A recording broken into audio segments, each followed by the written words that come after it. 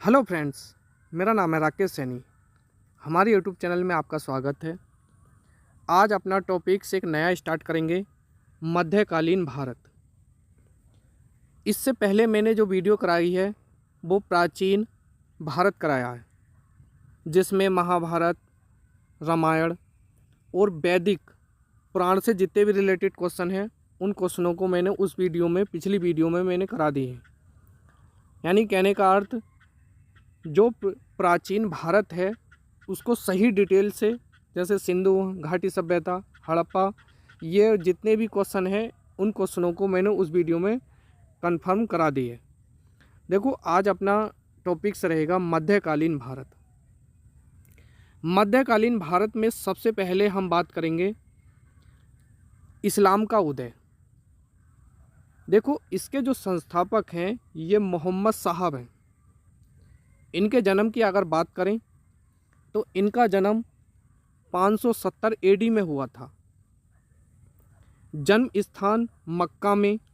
इनके पिता कौन थे? तो अब्दुल्ला थे और माता अमीना थी। चाचा इनके हैं अबू तालिब।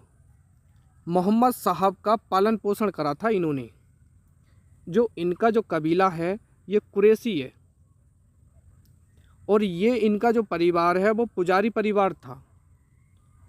मोहम्मद साहब की जो पत्नी का नाम है वो खदीजा है और ये मानते हैं कि हीरा नामक पहाड़ी पर मोहम्मद साहब को ज्ञान की प्राप्ति हुई थी।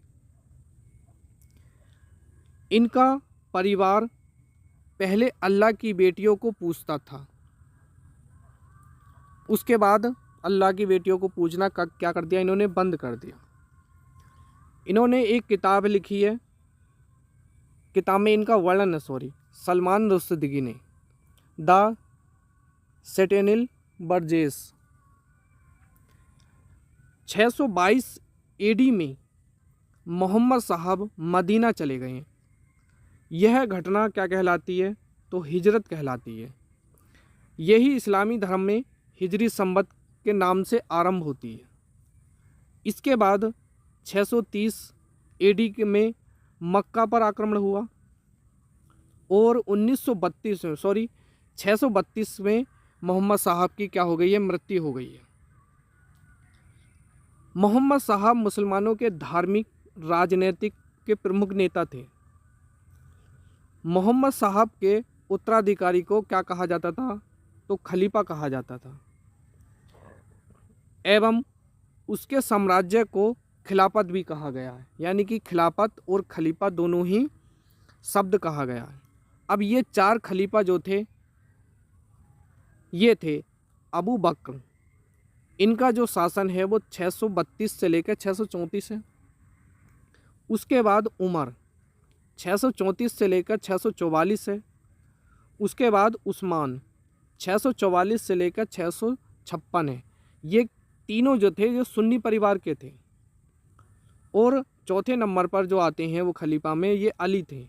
इनका जो शासन है वो 656 से लेकर 661 है। ये सिया परिवार के थे। अली के पुत्र हुसैन की जो हत्या है वो करबला के मैदान में कर दी गई है। इसके बाद वंश आते हैं जैसे उमैद वंश, उसके बाद अब्बासी वंश। अब्बासी वंश को इस्लाम का स्वर्णकाल कहा जाता है। हलाकू ने 1258 में अब्बासी खलीफा की क्या कर दी? हत्या कर दी। ये एक क्या है? मंगोलिया नेता है।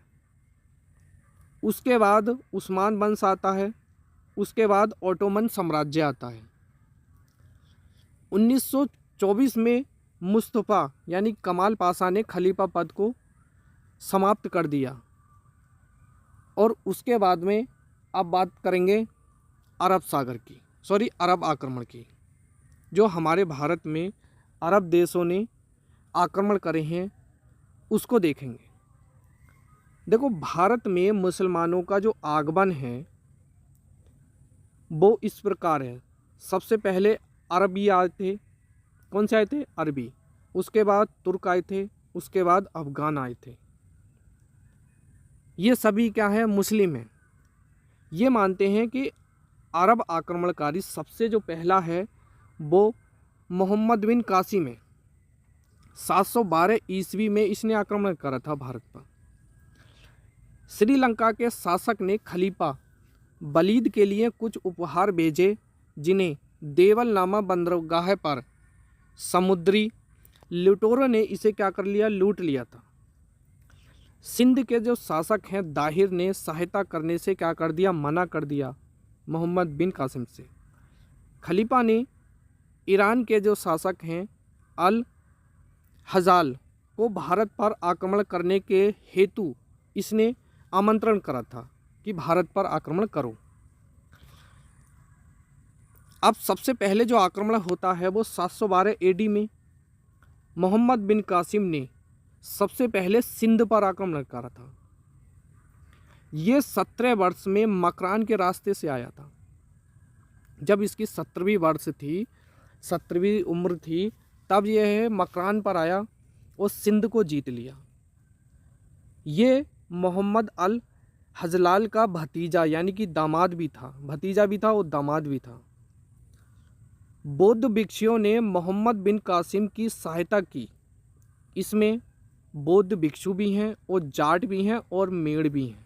इन्होंने मोहम्मद बिन कासिम की सहायता करी थी। उसके बाद मोहम्मद बिन कासिम ने पहली बार सिंध में जजिया कर लागू करा था। ये जजिया जो कर था, ये जजिया हिंदुओं से लिया जाता था। अब इसके बारे में देखो, जजिया कर में यह राजनीतिक कर होता था जो गैर मुसलमान थे उन पर लगाया जाता था। मोहम्मद बिन कासिम ने सिंध में मकतब प्राथमिक शिक्षा केंद्र स्थापित किया। कहाँ पर? सिंध में सबसे पहले। उसके बाद सिंध की विजय के बाद इस आक्रमण की जो जानकारी है ये चचनामा में मिलती है। ये चचनामा किस भाषा में है? तो ये अरबी भाषा में है। चच दाहिर के पिता का नाम है ये। चचनामा लेखक अज्ञात है। ये मानते हैं कि चचनामा पता नहीं किसने लिखी है, ये अभी तक पुख्ता सबूत नहीं मिले हैं। दाहिर एवं जय सिंह लड़ते हुए क्या हुए, आपस में मर गए थे। आक्रमण का वास्तविक कारण क्या था? तो देखो, भारत की आर्थिक संपन्नता था। अरबों ने आगे बढ़ने का प्रयास किया, लेकिन गुर्जर प्रतिहारों ने अरबों को क्या करा, पराजित कर दिया था। आक्रमण के प्रभाव तो सांस्कृतिक पर भी पड़ते हैं, सांस्कृतिक समन्वय पे। पंचतंत्र जो लिखी है वो विष्णु शर्मा ने लिखी है। पंचतंत्र का जो फारसी में अनुवाद किया गया एवं उसका नाम कलीला व दीमाना रखा गया है। चरक संहिता का अरबी में अनुवाद किया गया है और ब्रह्मगुप्त की पुस्तकों का अरबी में भी अनुवाद किया गया, जैसे ब्रह्म स्फुट सिद्धांत अल सिंध हिंद बना, खंडन खाद्य बना अल अरकंद। अंत में देख लेते हैं, अरबों ने भारतीय दशमलव प्रणाली ग्रहण की, जिसे अरब देशों में हिंदसा कहा गया है। दशमलव के साथ में वर्गमूल भी है, घनमूल भी है और शून्य प्रणाली भी है, और अरब देशों में इसको क्या कहा गया, हिंदसा कहा गया है। इसे अल ख्वारिज़मी ने अरब देशों में प्रसिद्ध किया। यूरोप में इसे अरबी संख्या पद्धति भी कहा जाता है। क्या कहा जाता है? अरबी पद्धति। अब वाणिज्य व्यापार में वृद्धि देख लेते हैं। देखो, ये कोई खास ज़्यादा इम्पोर्टेंट नहीं है व्यापार वाणिज्य में। अब इस कल की जो वीडियो है उसमें देखेंगे तुर्क आक्रमण। ये तुर्क आक्रमण जो है ये काफ़ी इम्पोर्टेंट है दोस्तों, ये वीडियो ज़रूर देखना। तब तक के लिए धन्यवाद।